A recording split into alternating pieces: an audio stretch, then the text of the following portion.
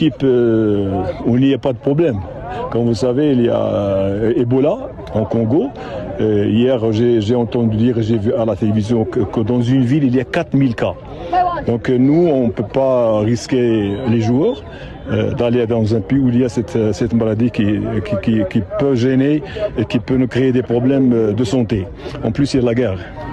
Et donc nous, on essaye de voir là, avec la CAF, de jouer dans un terrain neutre, mais on va jouer une chance. On est très motivés, très préparés. On a le temps encore, parce que le début de septembre où on va jouer, donc on est très motivés pour passer le premier tour. Après, on pensera à Zamalek.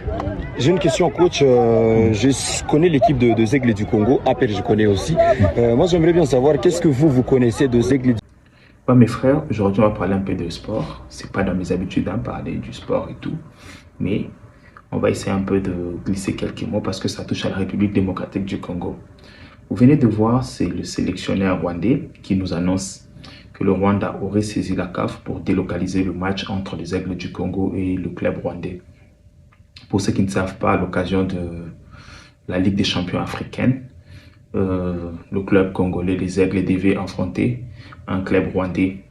Et les Rwandais, on perd pour leur sécurité, on perd pour des raisons sanitaires. C'est pourquoi ils ont saisi la CAF pour qu'on délocalise d'abord le match. Mais ce qu'ils ont oublié à communiquer à leur coach, l'insécurité en question, c'est eux-mêmes les Rwandais qui l'ont créée. Je ne sais pas si vous comprenez. Aujourd'hui, les gars, ils sortent et nous disent, pour des raisons sécuritaires, et l'insécurité en question, en République démocratique du Congo, qui ont créé ça? Je ne sais pas si vous comprenez. Et pour des raisons sanitaires, je ne vais pas lui donner raison parce que la RDC n'est pas touchée par Ebola dans son entièreté.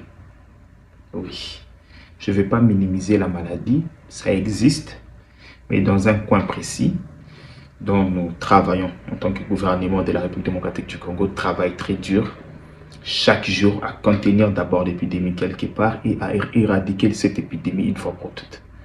Donc, donner l'image de la RDC comme un pays touché par cette épidémie dans son entièreté, ça fait partie de la mauvaise foi. Vous savez que le Rwandais n'hésite pas pour nous anéantir. Et conscient de cela, c'est pourquoi on donne notre temps pour répondre à tout moment.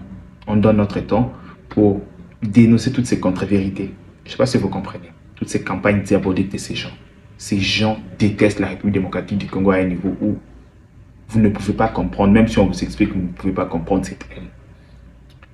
Pour vous dire que si nous ne défendons pas nos intérêts, personne ne les défendra à notre place. Ça, mettez ça dans vos têtes.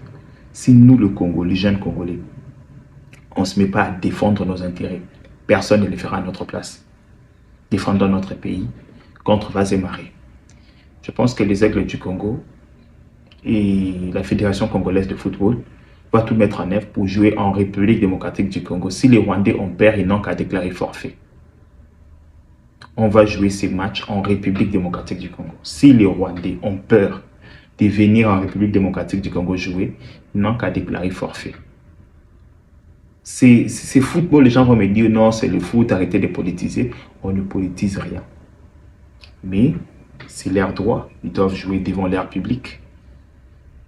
Je ne sais pas si vous comprenez. On ira jouer au Rwanda et on va voir qui va toucher les joueurs congolais qui viennent aussi chez nous. C'est simple. Arrêtez de faire le faux malade et tout. Non. Donc c'est comme ça, mes frères et sœurs. Pour ceux qui ne savaient pas, les Rwandais ont demandé à délocaliser le match. Ils ont peur pour des raisons sécuritaires. Ça fait rire. Après avoir agressé un pays, après avoir attaqué un pays, aujourd'hui on nous amène, on a peur pour notre vie, on a peur pour notre sécurité. Bande de fouillards.